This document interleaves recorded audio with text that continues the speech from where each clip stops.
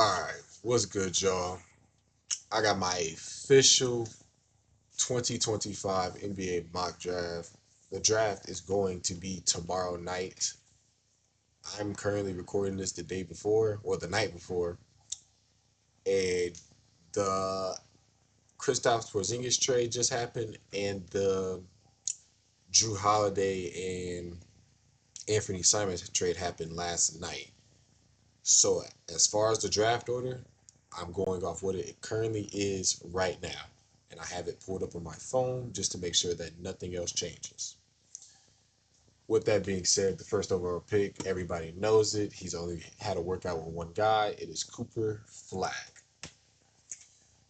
Now, Cooper Flag to the Mavericks is going to be interesting. I expect him to have some point forward minutes, some time playing point guard with the Kyrie Irving injury.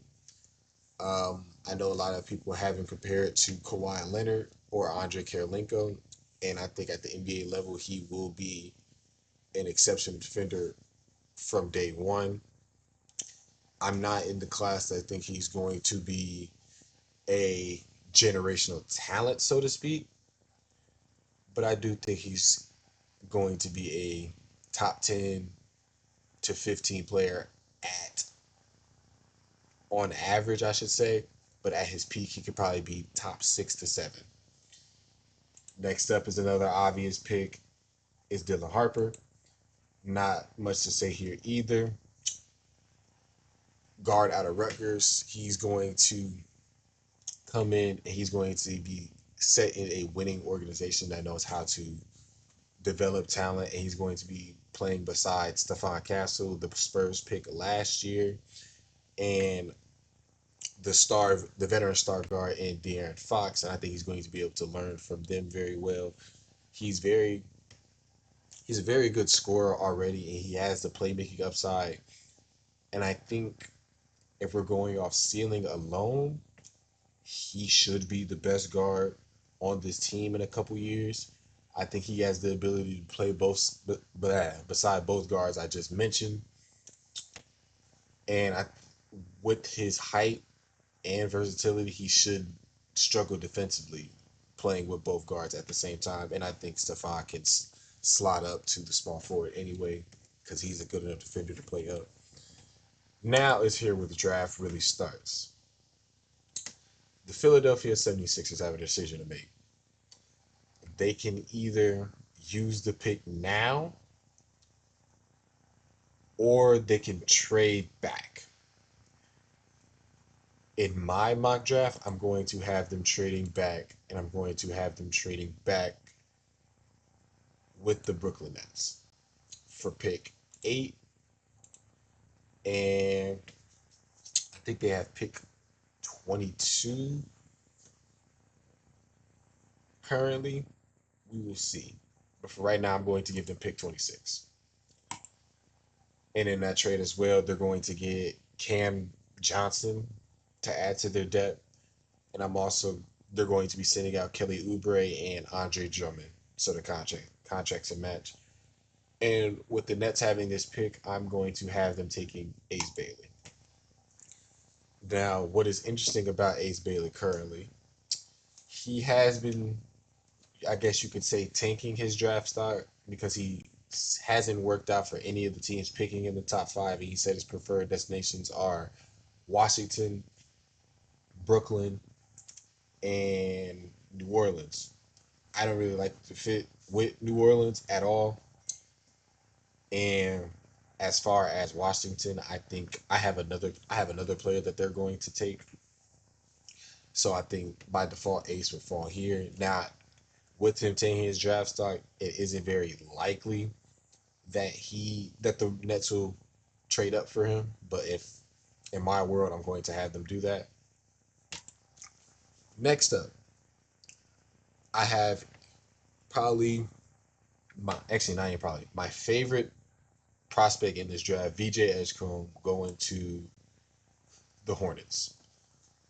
Now with him going to Charlotte, he goes right in between LaMelo Ball and Brandon Miller, and I think he's going to be a special defender next to LaMelo Ball. He is the most athletic guy in this draft. He is a polished scorer. He just needs to really work on the efficiency. As you can see, he shot 43% from the field at Baylor, and he just has some lapses due to IQ. So with time, I think he could develop into what exactly he's compared to, which is Victor Oladipo. I think that is spot on, and I think he fits next to both of those guys very well with his ability as a cutter and as a driver to really get pressure on the rim. I think he could play off of LaMelo and get some really easy shots with LaMelo's playmaking ability. With the fifth pick, I have another easy pick.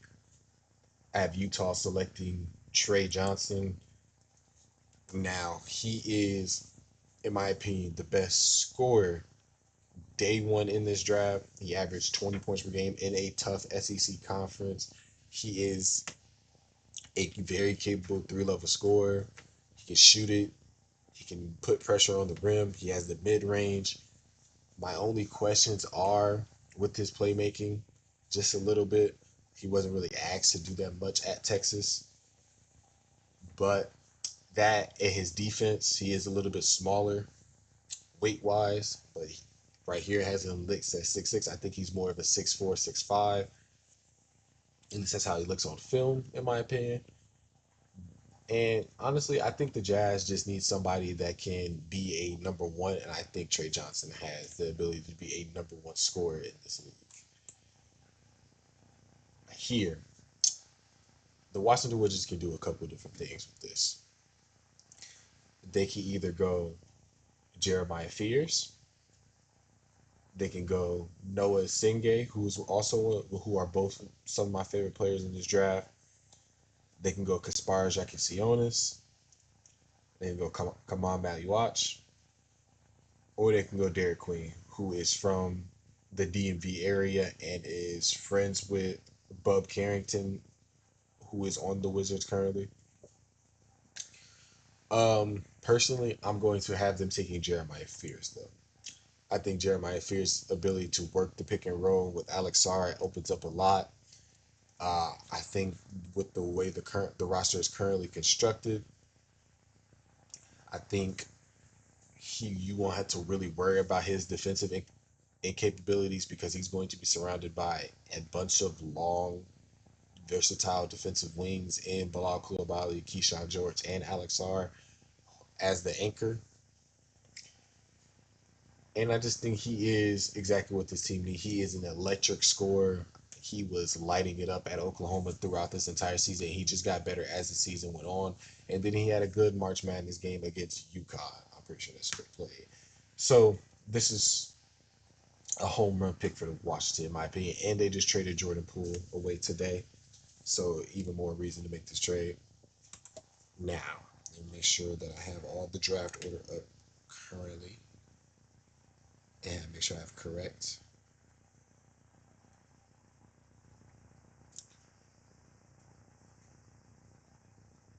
All right, yep. Make sure I didn't trade this pick. Next up, I have the Pelicans selecting Khan Knuckle at 7. I think Knuckle is the safest pick in this entire draft with his shooting ability. He is 6'7", 6'6". When Cooper Flag went out, he was able to really take over and show what he's capable of, and he led Duke to an ACC championship, if I'm not mistaken. If not, they probably lost in like the final round. He has playmaking upside, able to play off of everybody in this league. He's going to provide much needed spacing next to Zion Williamson, and he's going to be a reliable shooter as well. Next, I have the 76ers. Now, with Colin Knuckle off the board, I think that opens up for them to take Colin Murray Boyles. And some will say this is a reach. Colin Murray Boyles, in my opinion, is the best defender in this draft. And I think for a team that is trying to contend, he can slot in and play day one for this team and be a really impactful player. There are questions with the shots because throughout his college career, I'm pretty sure he only shot sub 30%, maybe like 28% if I had to say a number. But he is a very capable driver. He's a really good rebounder, as you can see. He averaged 17 and 8 at South Carolina, and he was defending against very good competition in the SEC. Um, I think that's all I got to say about that. Moving on to Toronto, my my team. I have us taking Kaman Maluach. Now, Kaman has relations with our general manager or team president. I think he is Masai Ujiri. He was helping. He helped him get his visa, and I think Kaman could be sorry, not. I think Kaman could be a DPOY candidate going forward. He is easily the best rim protector in this draft. Very solid rebounder. I know the numbers don't say it right there, but through in the March Madness tournament, he did have games where he had very low rebounding numbers because he doesn't exactly have the vertical leap. So those 50-50 balls, if you get a running start on him, he's not likely to get that rebound. But he does have a 7'2" frame, 250-pound body, so NBA body in my opinion. And he does show some shooting upside, taking, I'm pretty sure it was like 18 threes. So if you can develop his shot and give him a point guard who can set him up like Scotty Barnes, I think he could add extreme value to a team like Toronto. Also, I can see Toronto going Derek Queen here because Derek Queen is a Masai Ujiri type of guy. He likes those 6'9", 6'10" guys, 6'8", who can pass, shoot, defend, and just move around with him. But I have Kamonte here. I've had them taking him for most of the season just because his ceiling is so high, even though he is very raw. I like him going to Toronto, and they'll take their time to really develop him and see what he can turn out to be. Now, one of the traded picks. The Phoenix Suns have the 10th pick from the Kevin Durant trade. And here, I have them taking Kasparas Jakarcionis. Main reason being they need a point guard, and he is the best passer slash playmaker in this draft. They desperately need an initiator. Though Devin Booker did have his moments and was pretty solid at point guard, I think they need a true point guard, and I think that's what Kasparas provides. He does have a tendency to try to fit into tighter windows, so that led to his turnover numbers being high. But I feel like he could slide in and start for them day one, and overall just make their offense more fluid and more structured, if that's the word. And he is a capable defender, and he can rebound as well. I like him in transition too, and I also buy into him as a jump shooter off the catch. He does have a very solid mid range game, and I like his feel for the game. Next, I had the Portland Trailblazers. Now they could go one or two ways here. They can go Noah Senge or they can go Carter Bryant. I have them taking Carter Bryant because he is that prototypical 6'8", 220 wing in this NBA. I think next to Tumani Kamara and Matisse Thybulle and now Drew Holiday, he is going to be a perfect fit. As time went on at Arizona, he just got better and better. He was a nice spot up jump shooter out of the corner. And I feel like if given time, he could be an OG Anunoby kind of player where he is all defensive caliber while also giving you 15 to 18 points on the offensive end. And his floor, I think that's his floor. At his peak, he could be an all-star caliber guy. But he could come in day one and be a contributor for this Portland team, who it looks like they're trying to make maybe a play-in or playoff push with the moves they have made recently. Moving on to pick 12, I have the Bulls selecting Derek Queen. I think Vucevic is gone, and with the skill set he provides to this team, I think he could be a 20 and 8, 20 and 9 type of guy if everything goes right for him. He is a he is one of the more polarizing players in this draft purely because people don't like the way he is as a defender, and as a rebounder he is undersized in both of those categories as a defender and a rebounder. But he did say at the combine that he is not in the shape that he wants to be. Ooh, I didn't realize I was that close up. I might have to turn the camera off. But anywho, he is not in the shape he wants to be. He's more like a 7 out of 10. So if he can get into whatever he thinks that shape is, I think he could be an all-star. I seen that he was compared to Alperen Sengun, and I actually like that comp for him. Why am I so low? I just feel like I'm there we go. Moving on. We have the Hawks, and I'm pretty sure this is still their pick. I think they traded their later one. Yep. So the Hawks, I have them taking Noah Senke. Even though here it says he's 6'8", at the combine he measured to a 6'10" without shoes on. And this is my most intriguing player in this draft. He's also one of my favorite players in this draft because with his length and youth alone and his defensive tools and his defensive instincts, he could come in and be an all league level defender and that's with him hitting 60% of his potential. If the offensive side develops and he develops a jump shot or develops some type of efficient scoring, he could be an all-star, all NBA type of player. He's already a good cutter off ball.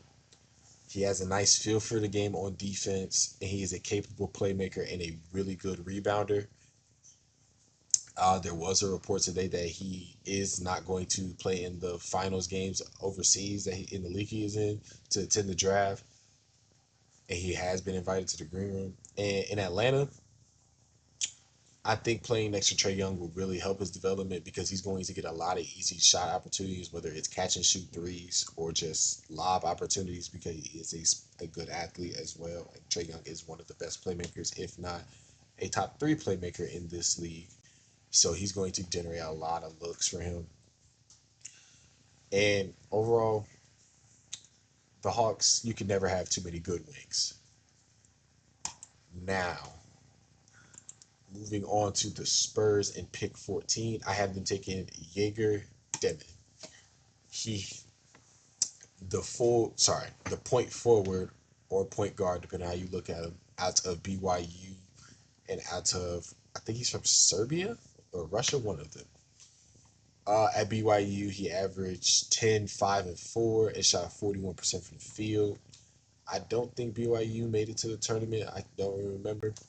But with him, I think the Spurs will really be buying into him as a playmaker and taking a chance on his shot developing. He was an inefficient shooter and inconsistent in college, but you could see the playmaking upside. You could see his upside as a scorer and his just feel for the game last season at BYU. And I think he could slide in and play off the ball pretty well. He is a solid cutter. And he can kind of be that off the bench initiator for San Antonio. And you know how San Antonio is with the overseas players. So I like this pick for them. Moving on to pick 15. I have the Oklahoma City Thunder. I think they could take either Nick Clifford here, but I'm going to have them taking Cedric Coward out of Washington State. Another prototypical 3-and-D wing.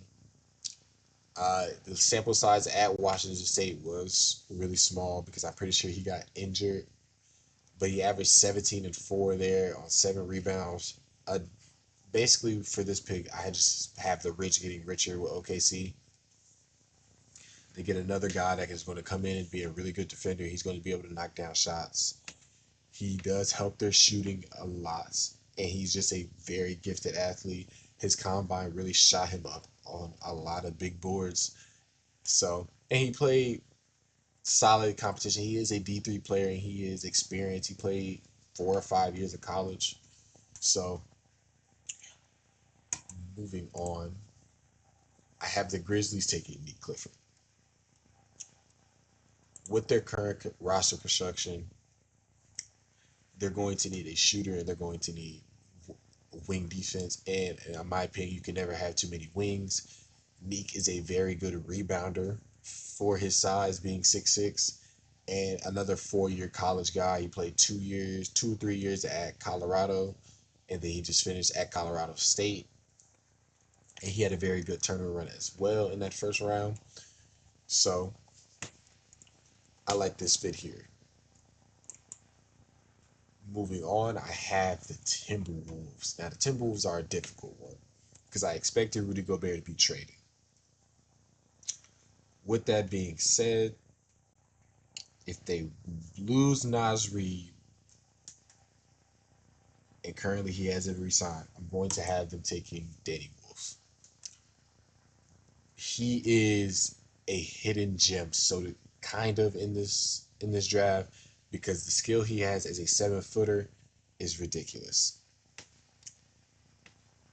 If you haven't watched him at Michigan, do yourself a favor and do that. He is a very, very gifted passer. The ball handle is absurd for his size, especially at 250 pounds, what they had him lifted at. He played a lot of power forward next to Vlad Golden at Michigan, and he was able to play with him pretty nicely. He's a floor spacer. I wouldn't say he's the best shooting big man in his class, but he is definitely second after Maxime right now. I think he could play either backup minute. He could kind of fit in as that backup role that Naz Reid played as a floor spacer, and he's a good rebounder. And he's also a very good screen setter, so he could play off of Ant very nicely. It really helped his team because when Rudy Gobert was on the court, they weren't they didn't have the spacing that they needed, and that really hurt them in the playoffs. I think he could come in, and yes, the defense will drop, obviously, but he's a capable defender. He can move on the perimeter, so he's switchable, and I think you can develop the defense. Moving on to the Wizards, I have them selecting Thomas Sorber. Let me make sure they have this pick and it didn't get traded. Yep, they have this pick. So I'm going to have them taking Thomas Sorber. He is the second best rim protector in this draft. I think he could play next to Alex Sarr, allowing Alex Sarr to play the position he wants to play, which is power forward. He's a very capable rebounder. Now, there are concerns with his foot injury, and that will cause him to fall a little bit earlier.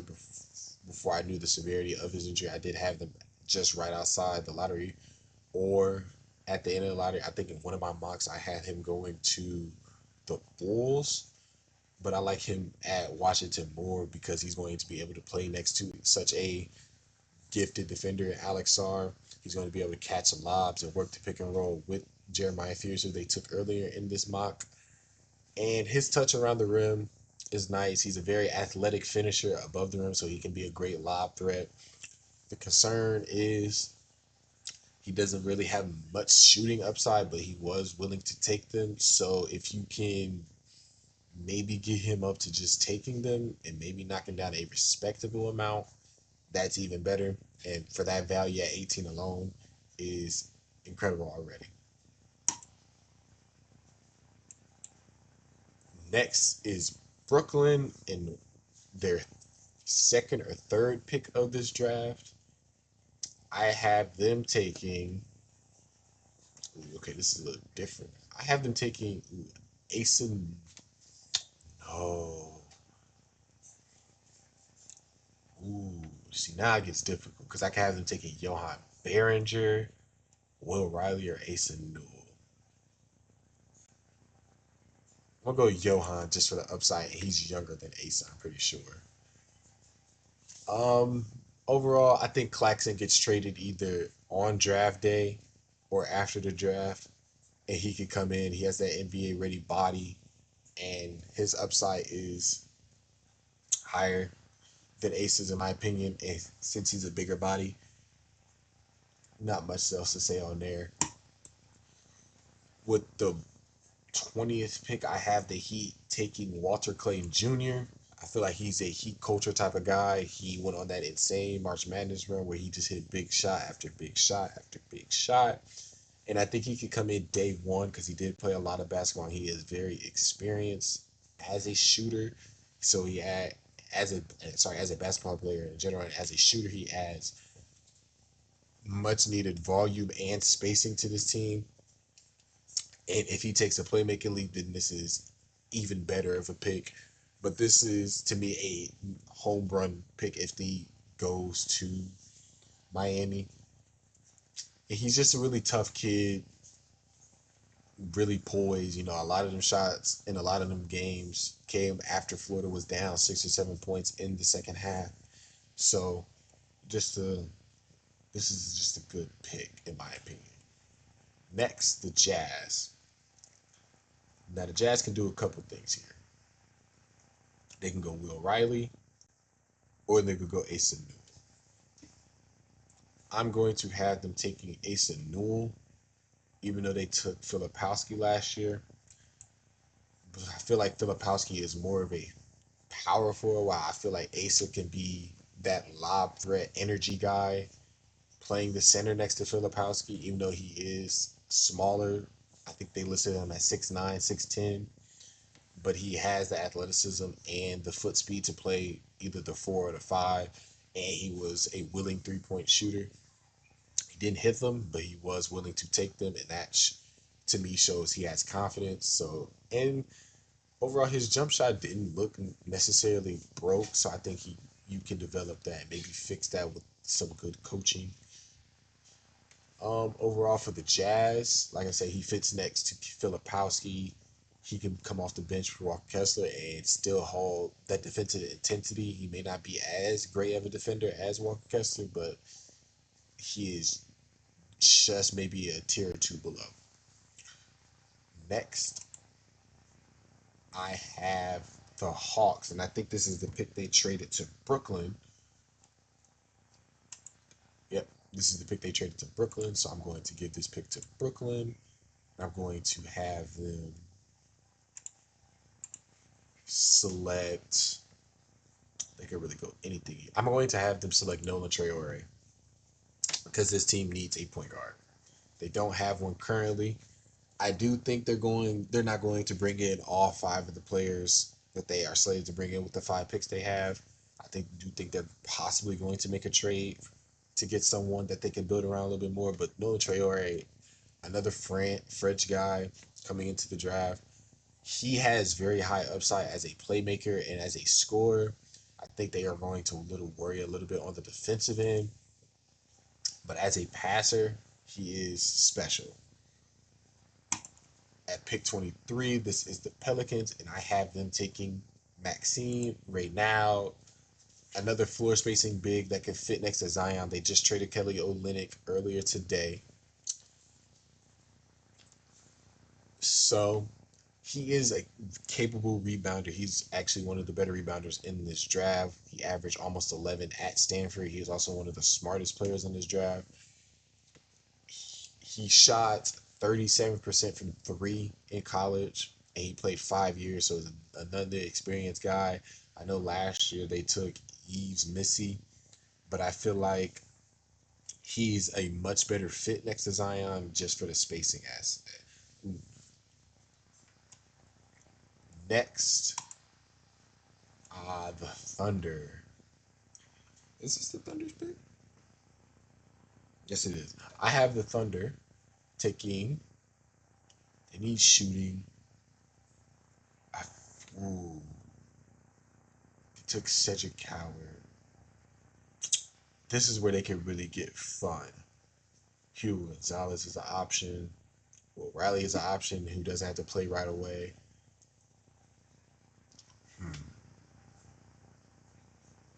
Ben Seraph is an option. I'm gonna have them taking McNeely. McNeely is projected to be a really good shooter. I know he had the down year at UConn last year, but he showed some defensive on-ball defensive upside, and he's young enough to come in and already play for a winning organization. So the value with him being the 16 ranked player on ESPN and getting him at 23, at 24 is good enough there. And if he hits 80% of his shooting projection, home run with them needing the shooting that they desperately needed throughout the playoffs despite them winning a championship. Next, the Orlando Magic. I have them taking Jace Richardson, another home run pick in my opinion. I feel like it was either him or Walter Clayton Jr. to go to this team. I feel like Jace could come in and just be that bucket getter for them.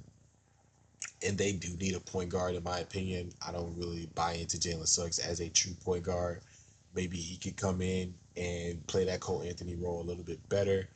I like the he is going to have to take a leap as a playmaker, but as a scorer, I think he is going to fit perfectly on this team. And you don't really have to worry about how small he is with him being listed at like 6'1", 6'2" in the combine because this is such a stout defensive team. So, and the value to get him at 25 is impeccable. Like I said, home run pick. The 76ers, who I traded this pick to, they can go.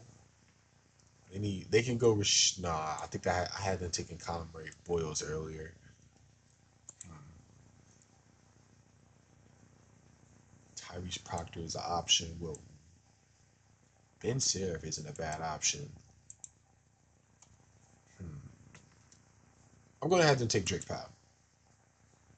Drake Powell going in the first round. Now, with Drake Powell, he was a 50% spot up shooter last year at UNC, and he was a really stout perimeter defender. So he adds to their depth. It is a little bit of a risky pick because he is a younger guy and didn't play necessarily a lot at UNC. I feel like he should have went back to school.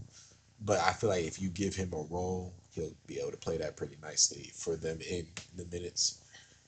Next, Brooklyn have them take Will Riley at 27, another young guy just taking a shot, throwing something at the wall, seeing if it sticks.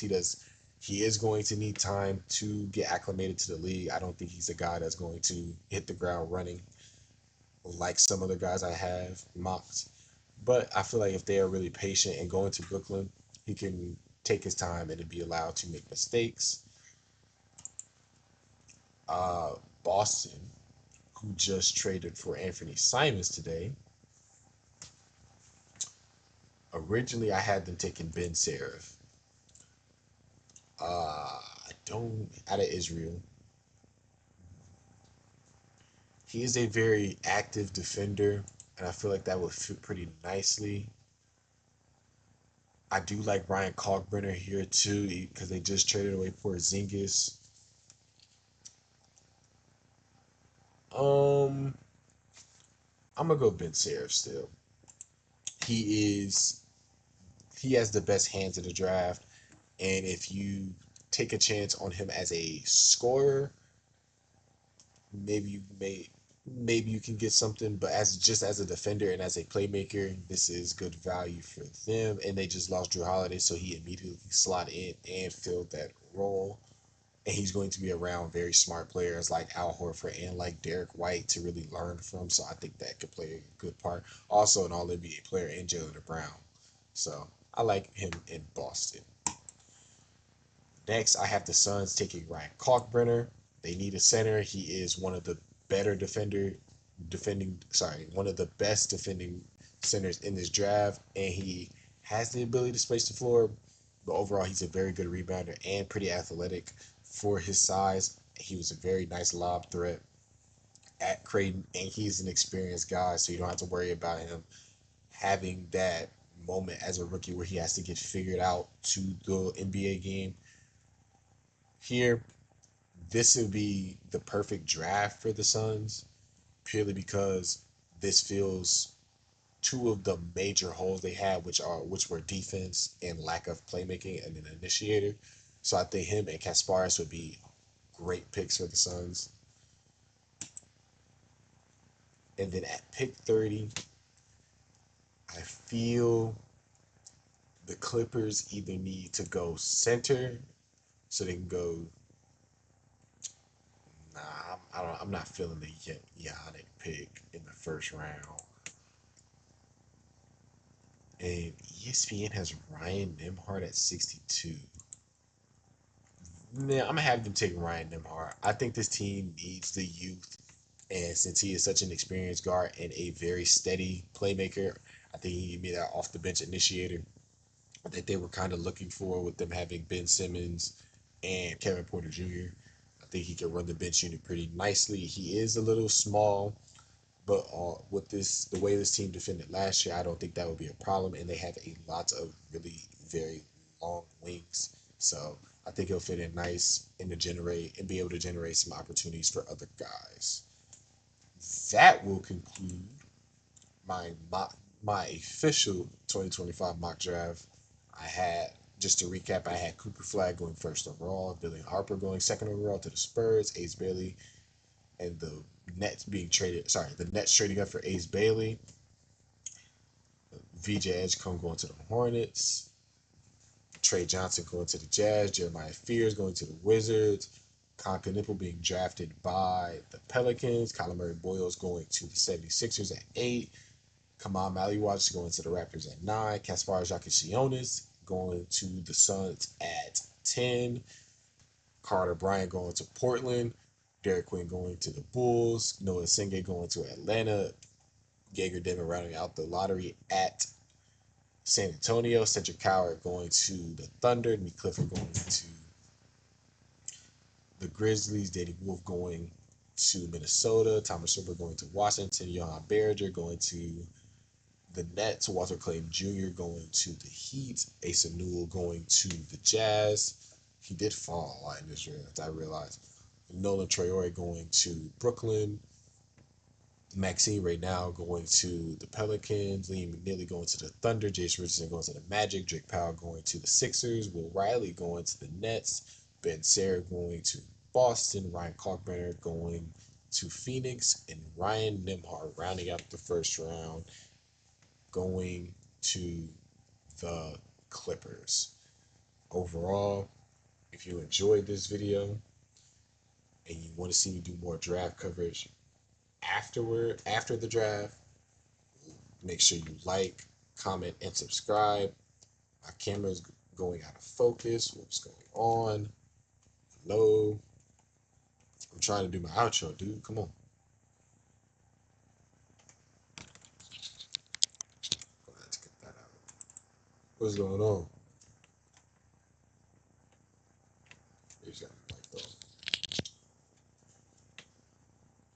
Don't know what that is. There you go. Make sure you like, comment, subscribe, and I'm out.